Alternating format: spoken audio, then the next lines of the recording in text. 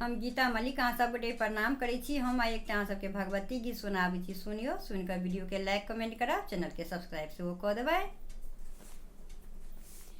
माहे विनती करै छी कल जोड़ी, माहे अरजी करै छी कल जोड़ी, माहे विनती करै छी कल जोड़ी, माहे अरजी करै छी कल जोड़ी।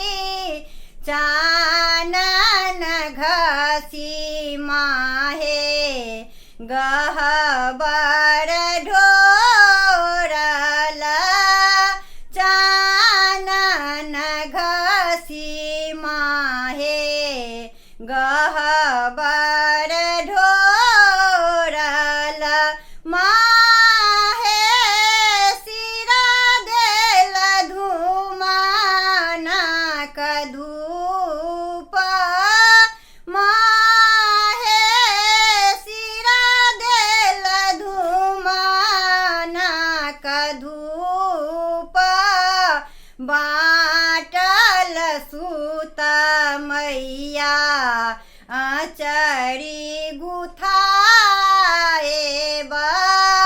बाटल सूत मैया आचरी गुथाएब,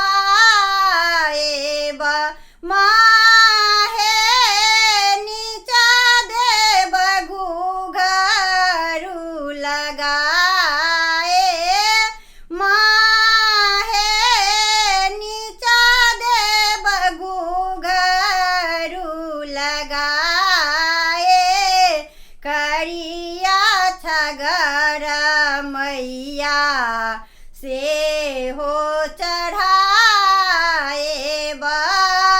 करिया छगर मैया से हो चढ़ाएब,